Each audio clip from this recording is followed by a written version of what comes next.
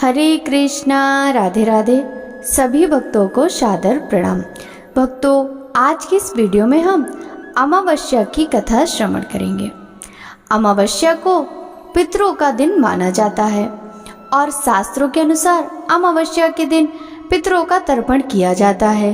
अमावस्या के दिन गरीब लोगों को भोजन, अन्न, धन आदि दान दिया जाता है।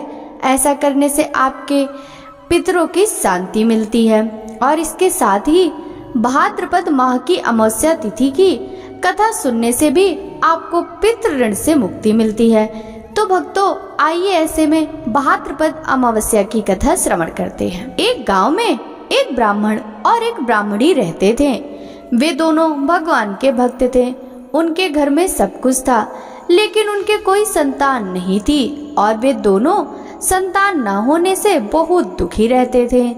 एक दिन ब्राह्मण ने ब्राह्मणी से वन में तपस्या करने के लिए जाने को कहा और वह ब्राह्मण भगवान पर भरोसा करके वन में चला गया। जंगल में जाकर वह ब्राह्मण तप करने लगा और उसे तप करते हुए बहुत वर्ष बीत गए। इस दौरान एक दिन उसे वैराग्य हो गया और उसने सोचा कि अब अपना जीवन समाप्त कर लूं। ऐसा विचार कर वह अपना जीवन समाप्त करने के उद्देश्य से एक पेड़ की डाली पर फांसी का फंदा बनाकर मरने को तैयार हो गया। और तब ब्राह्मण को ऐसा करते देख सुख अमावस्या प्रकट हुई और ब्राह्मण को मरने से रोकते हुए बोली, हे ब्राह्मण, तुम्हारे भाग्य में 7 जन्मों तक कोई संतान नहीं लिखी, किंतु मैं तुम्हें 2 कन्या का वरदान देती हूँ। तुम एक कन्या का नाम अमावस्या और दूसरी कन्या का नाम पूनम रख देना और अपनी ब्राह्मणी को कहना कि सुख अमावस्या का नियमित व्रत या उपवास करे। अमावस्या के दिन एक कटोरी चावल लेकर उसमें दक्षिणा रखकर किसी मंदिर में रख दे। इस नियम का पालन लगातार 1 वर्ष तक करे। एक कटोरी चावल समेत दान करते रहना। सुख अमावस्या से ऐसा वरदान पाकर ब्राह्मण घर आया और उसने सारा वृतांत अपनी पत्नी को बताया। तब अमावस्या के दिन ब्राह्मणी ने व्रत रखा। कुछ दिन बाद उस ब्राह्मण के घर में 2 कन्याओं का जन्म हुआ। तब ब्राह्मण ने एक कन्या का नाम अमावस और दूसरी कन्या का नाम पूनम रखा। धीरे धीरे कन्याओं के बड़ी होने पर ब्राह्मण ने उन कन्याओं का विवाह किया। बड़ी बहन अमावस बहुत धार्मिक प्रवृत्ति की थी, जबकि उसकी छोटी बहन भगवान का बिल्कुल भी ध्यान नहीं करती थी। बड़ी बहन के घर में तो सुख, समृद्धि और वैभव के भंडार भरपूर थे, पर छोटी बहन पूनम के दुख कम नहीं थे।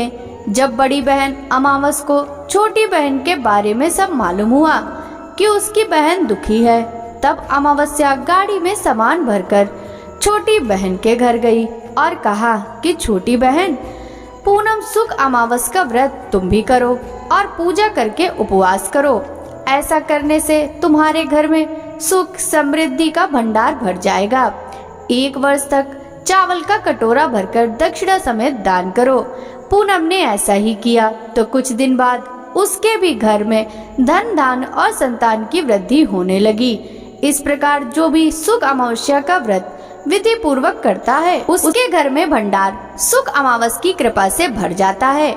बोलिए अमावस माता की जय हो। पिठौरी अमावस्या व्रत का महत्व और उसके बारे में सबसे पहले माता पार्वती ने बताया था।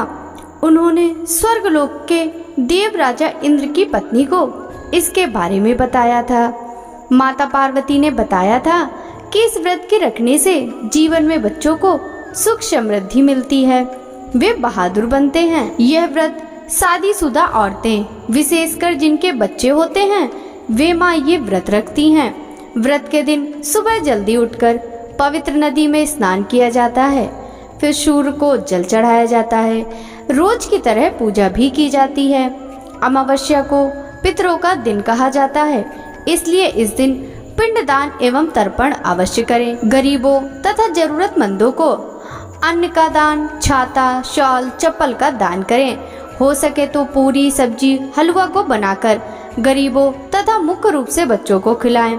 इस दिन वे 64 देवियों की पूजा आराधना करते हैं। उनसे अपने बच्चों एवं परिवार की खुशहाली के लिए प्रार्थना करते हैं। लंबी आयु की प्रार्थना की जाती है। वैसे हिंदी मान्यताओं के अनुसार 35 करोड़ देवी देवता हैं। पीठ मतलब आटा होता है जिसे खाकर मनुष्य को जीवन मिलता है, वे अपना पेट भरता है। इस आटे का हमारे जीवन में बहुत महत्व होता है।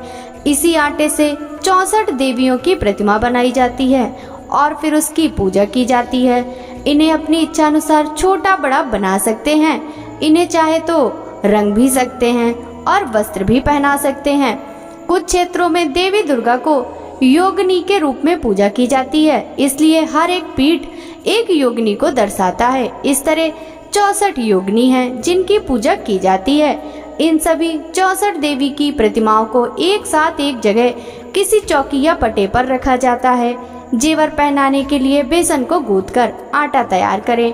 अब इससे गले का माला, मांग टीका, चूड़ी, कान के बाले आदि पहनाकर देवी को पहनाएं। फूलों से पूजा वाले स्थान को सजाएं। देवियों की प्रतिमा के ऊपर फूलों का छत्र बनाएं। पूजा के प्रसाद के लिए पकवान बनाए जाते हैं। पूरन पोली, गुजिया, शक्कर पारे, गुड़ के पारे, मठरी इत्यादि बनाई जाती हैं। कई लोग अपने घर में अलग से पूजा नहीं करते, मोहल्ले में एक जगह इकट्ठा होकर पूजा करते हैं। शाम को इसकी पूजा की जाती है। देवी की प्रतिमा को सुहाग का सामान चढ़ाया जाता है। साड़ी तथा ब्लाउज भी चढ़ाया जाता है। पूरे विधि विधान से पूजा करने के बाद आरती करते हैं। फिर पंडित जी को सबसे पहले प्रसाद के रूप में पकवान देते हैं। अपने से बड़े को पकवान देकर पैर छुए जाते हैं। पंडित को भोजन भी कराया जाता है। पिठौरी अमावस्या व्रत की कथा के अनुसार बहुत समय पहले की बात है। एक परिवार में 7 भाई थे। सभी का विवाह हो चुका था। सबके छोटे छोटे बच्चे भी थे।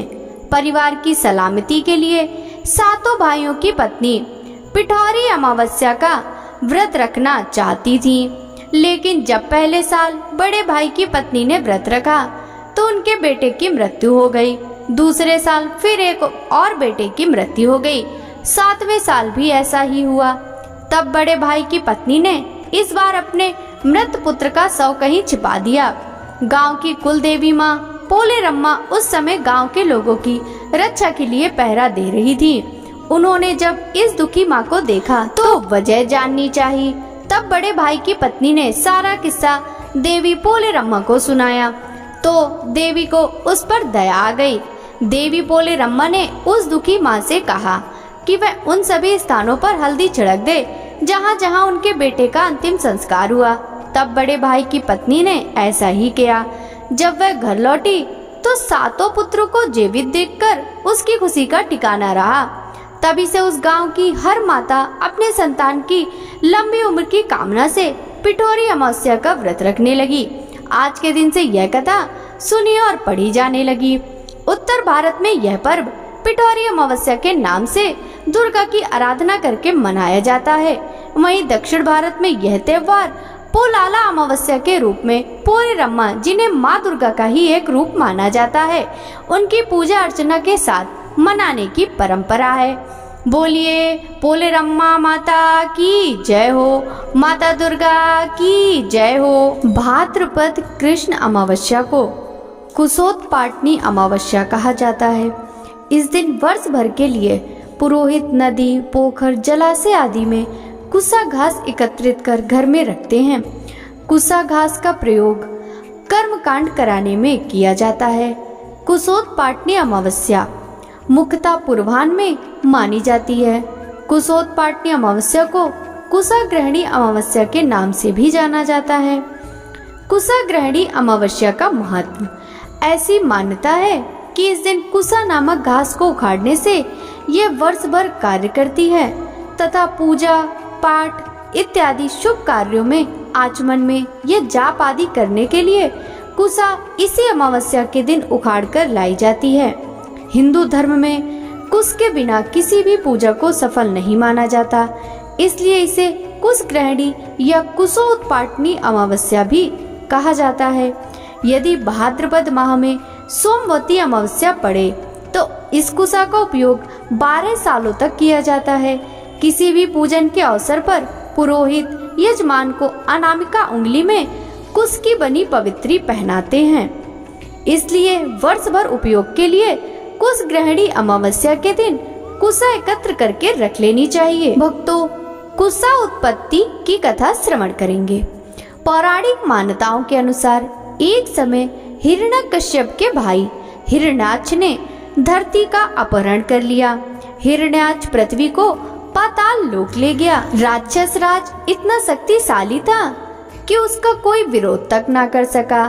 तब धरती को मुक्त कराने के लिए भगवान विष्णु ने वाराह अवतार धारण किया तथा हिरण्याक्ष का वध कर धरती को मुक्त कराया तथा पृथ्वी को पुनः अपनी पूर्व अवस्था में स्थापना की। पृथ्वी की स्थापना के बाद भगवान वाराह बहुत भीग गए थे, जिसके कारण उन्होंने अपने शरीर को बहुत तेज झटका। झटकने से उनके रुए टूटकर धरती पर जा गिरे, जिससे कुशा की उत्पत्ति हुई। कुशा की जड़ में भगवान ब्रह्मा, मध्य भाग में भगवान विष्णु तथा शीर्ष भाग में भगवान शिव विराजते हैं। मान्यता है कुशा को किसी साफ सुथरे जल स्रोत अथवा पोखर से प्राप्त करना चाहिए। स्वयं को पूर्व की दिशा की तरफ मुंह करके अपने हाथ से कुशा को धीरे धीरे उखाड़ना चाहिए। ध्यान रहे कि यह साबुत ही रहे, ऊपर की नोक भी न टूटे। शास्त्रों में 10 प्रकार के कुशों का वर्णन मिलता है।